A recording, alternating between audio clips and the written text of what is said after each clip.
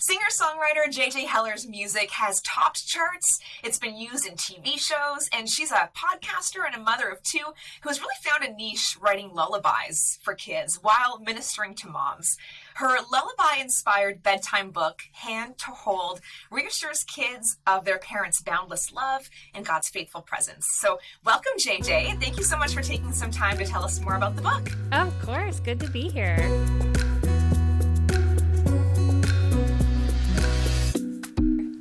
So this book is inspired by your song of the same name. And first of all, thank you so much for making me cry with another one of your songs. Can you tell us what this book helps parents and grandparents express to their kids? Sure. Well, and also just so you know, I can't even really sing that song live without crying. It's always a challenge. But yeah, my husband Dave and I, we have two little girls, like you said, and we just really wanted to write a song of blessing for them because our hearts are so full of love. But as a parent, sometimes it's hard to express, and since we're songwriters, we had the luxury of sitting down and spending several hours thinking about what do we want our children to know? What do we want them to hold in their hearts? And so what came out was pretty much just a prayer to sing over them.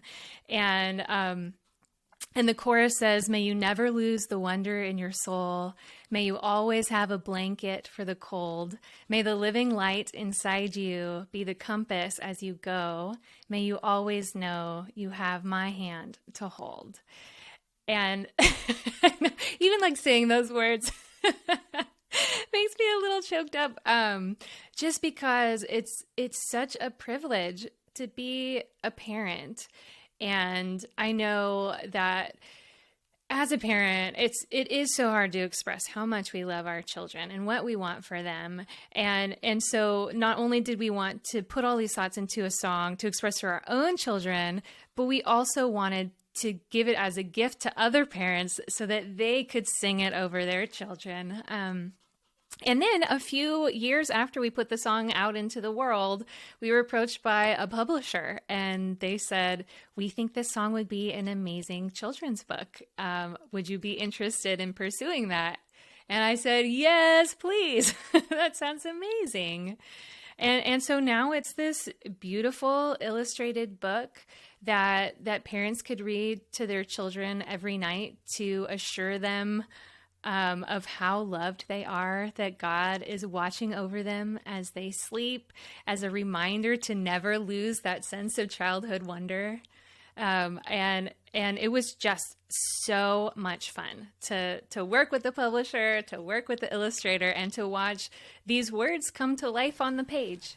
Yeah, something that as a songwriter, that's not something you ever expect. I mean, for an author, that's the point of your writing. You want to see it on paper, but it's so different for you. So I'm sure that was a wild experience. Would you like to do it again? Is this the kind of thing that you think, I have other songs that could make a good book? Yeah, it was super fun. I mean, because like my husband and I love all of the like behind the scenes stuff that like come with the Pixar movies, like how did it come together? All of the storyboarding, and the thinking through of the plot and the pictures. And so this process felt very much like that.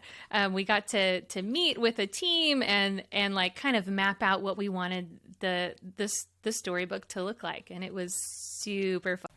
Yeah, and the illustrations really are stunning. Now, you mentioned this wonder. I mean, the book is filled with imagery and examples of wonder. It's, like flying a kite or autumn leaves falling, trying even if you lose, snowball fights. And this really struck a chord with me because I have a toddler who's always demonstrating awe and wonder. Yeah. How can parents embrace and find inspiration in our child's sense of awe and wonder? I think so much of it comes down to slowing down, because I mean, if we're honest, kids are very inconvenient. Like they have a way of throwing a wrench in all of our plans for productivity and efficiency. And I think about when we first moved to our neighborhood, there's an elementary school here, and my oldest daughter was in kindergarten at the time, and so we would walk her to school, and I would push my youngest daughter Nora in the stroller as a toddler, and we would drop Lucy off at school, and then Nora and I would walk back home, and she would often get out of the stroller, and then she would stop and she would look at the little mushrooms growing in the ground, or she would pick these like miniature weed bouquets for me. And it wasn't enough for her to explore it, but she also would always make a habit of inviting me into it. Like, have you noticed that kids are like, "Mommy, look at this. Oh, you have to see it. Come see." And sometimes as a parent that can feel like a drag if you're in a hurry. It's like, come on, let's just go. Let's just get to where we're going. I've seen a flower before. I've seen a truck before. Yeah. But if we allow ourselves the margin to just be enveloped in that moment with our child, that becomes a gift for them because they see, oh, my mom is interested in my life. But it also becomes a gift to us as parents to go back to that place of childlike wonder where you realize, oh my goodness, we are actually like surrounded by magical things. Like, God is so creative and so big, and we forget how amazing the leaves on the trees are, or like a rainbow in the sky, or a sunset every night. And we just kind of get used to it and get numb to it. But our children don't. And they're constantly pointing that out to us. And I think the more that we can allow ourselves this space to notice those things with them, like the more joy and gratitude we'll experience in our lives. And I mean, God created those things for us and for us to enjoy. So that's what we should be doing. And actually, your songs are really good at helping us to look at things with fresh perspective and reflect on things in a very poetic, emotional, real. And actually, your website says, and I love this line, it says, "There's a child in all of us, and that's who I make music for." Can you, if you haven't already kind of answered this already, can you explain a little bit more what you mean by that? And then maybe somehow tie it into your niche that you found, writing lullabies, and if that's something that you've set out to do. Sure. Well, when my oldest child was born, it was like this new part of my heart was unlocked. And all of a sudden, all of these songs started pouring out. And I was never really able to write love songs before. And then all of a sudden it was like all of this mushy gushy stuff, like my heart overflowing with love for this beautiful, miraculous child in my life. And so that kind of started me on the trajectory of writing lullabies and writing songs of comfort and encouragement and peace and truth, and just thinking about what words and melodies do I want my child to listen to as she falls asleep. And it wasn't until years later that I realized that these songs and the messages of the songs were not just for kids, but I needed to hear it myself, like my own heart. And I think we all experience those moments as adults where we just want somebody to remind us that there's still beauty in the world, that everything's going to be okay, that God is bigger than all of the scary things. And I think for me, like 15 years ago, I had extreme anxiety and panic attacks. And it's so interesting because it wasn't until a couple years ago when a friend asked me if I thought there was a correlation between my history of anxiety and the way that I make lullabies. And it was kind of this light bulb moment where I realized that I write these lullabies for my children, but I also write them because they're what my own soul longs to hear. Just those words of truth and comfort when I'm feeling stressed and freaked out. And so it's become something that I really, really love doing. And the songs are technically for children, but they're also for anyone who needs that sense of peace, to be reminded of that. Yeah.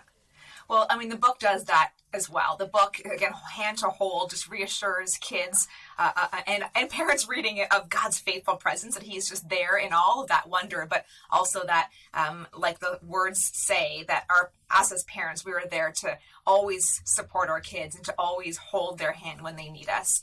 She has over 210 million songs streamed, over 27 million YouTube plays, and actually JJ shares a brand new song on her website every single month at jjheller.com. Singer, songwriter, podcaster, author, and mom. It's hand to hold. JJ, thank you so much. Yeah, thanks for having me. Stick around. I have more great conversation with JJ Heller. We're going to talk more about her lullabies and how they've impacted families and moms, even hospitals. We'll talk about some of the exciting things she has going on in this season, and we might even hear a little a cappella singing from her too.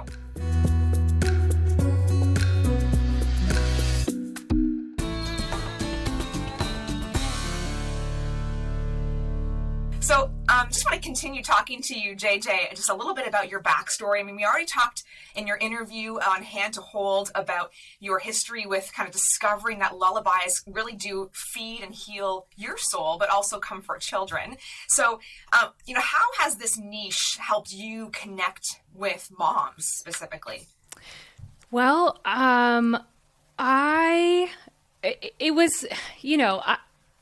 the first lullaby project that I made was kind of an afterthought. Like, it was kind of a side project. Like, I was feeling really burned out of trying to write deep, theological, life-changing songs for people, because I had like a little bit of radio success kind of out of the blue. And so I kept trying to write songs that would be played on the radio. And nothing that I wrote was really a good fit. And I was starting to get really discouraged. And I thought, you know what, I just need to set that aside for a while. And what if I just wrote the songs that God put on my heart? And at the time I was a new mom. And so I just wrote all of these lullabies. And in my mind, I thought, this isn't going to change anybody's life. These are just kind of silly little lullabies, but yet it felt like the thing that I was supposed to be doing. And so my husband and I made this lullaby record. We put it out into the world and people liked it, but it wasn't until a few years later that we started to hear more and more and more stories from parents. And I noticed that it was my top streamed album of anything that I had ever put out. And there started to be this momentum, just hearing stories of parents playing it for their children in the hospital, or children with sensory processing disorders, or adoptive families, foster families, just all of these stories talking about how these lullabies had almost a medicinal quality, where their child would be freaking out and they would put on these songs, and then just a spirit of peace would come over the room. And it gives me chills to talk about it even now. And it was just like, okay, God, I didn't start my career thinking that I would be like the lullaby lady.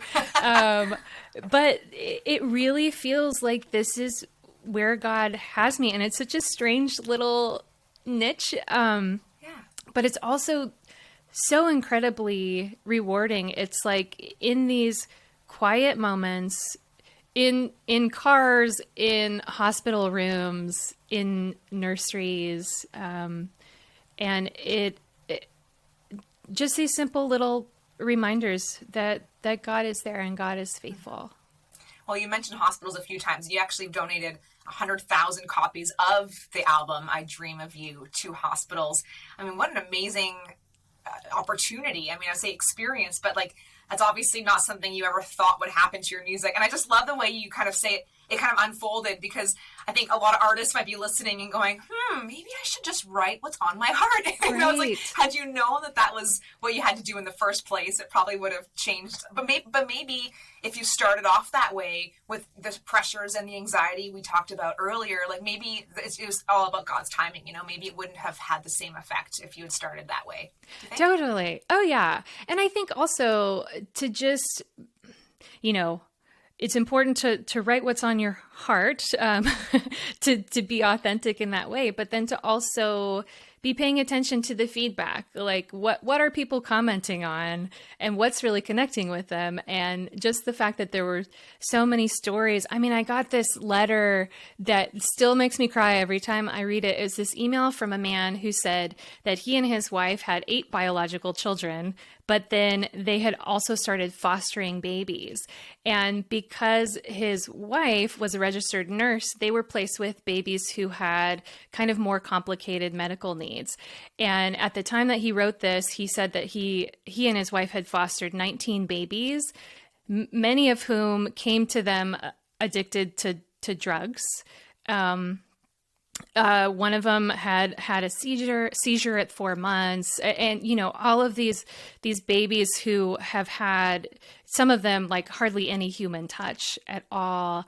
And he was telling me that one day he stumbled upon my music, and as he was caring for this baby that would just not soothe for anything, and then he put on my songs, and then immediately the baby quieted down. And then he tried it for another foster baby, and it had the same effect. And he said it's worked for every single foster child that has come into their home. And that at the time that he was writing the letter, he said, I could hear your music playing in 3 different rooms of my house. And I mean, I just feel so honored to be a part of what God is doing in the lives of children who matter so much to him. Yeah, it's amazing because your artist, singer, songwriter heart is bursting because it's humbling, but at the same time, your mommy heart is also just, warm and feeling good because you're seeing these kids that are actually, finding comfort. And we talked about this in our interview about Hand to Hold, but there are some of your own songs that have just ripped your mommy heart and still, like you said, are hard to sing or hard to say because they're emotional. And a lot of your songs have gotten me too. And on our radio station, we have a lot of requests for your songs specifically. I Get to Be the One. Every time someone has a new baby born, they're like, oh, I want you to play this and dedicate this to the new baby. And obviously this year has been a really popular one, especially around the New Year's time. So they really just speak what we need them to say. Is there a lyric, and I'm not going to put you on the spot, but I am. Is there a lyric that you would sing for us? It could be from your Hand to Hold book, or maybe there's another one from one of the other lullabies that you feel like, again, just kind of really either resonates with you personally as a mom, or that has had a big effect. I'll let you decide which one. I don't know. Would you be willing to just give us like a couple of lines, maybe a chorus, a little acoustic chorus, a little not acoustic but a cappella? Yeah, sure. I mean, I think I keep writing more songs from a parent's heart to their child, but there are definitely ones that are special to me. My husband and I wrote a song for our oldest child when she was born, called When I'm With You. And then we wrote I Get to Be the One for our second baby, which, always makes me cry when I sing it. But I think now that my kids are getting older, they are 12 and 10, middle school and 4th grade, and it's just so wild to me. I find myself really attached to my song Hand to Hold because it talks about this moment of childhood, but it also talks about when you grow up, like you're going to grow and change and become more independent, but I want you to know that I'm always here for you. I will always be cheering you on whenever you need me. So I could sing the chorus for that, a cappella. Okay. May you never lose the wonder in your soul. May you always have a blanket for the cold. May the living light inside you be the compass as you go. May you always know you have my hand to hold. And you know what? Okay, first of all, just because that's our role as parents is our role as parents is to set our kids up so that they can grow and be adults and be independent, but you never want them to let go of you, right? Like, I know you must have, when your girls come back and give you a big hug or just want to be held by you, you're like, yes, they still want it, you know? Yeah. I mean, it's that like dichotomy of being a parent. It's like when they're so little, you do everything for them. They depend on you for their literal survival.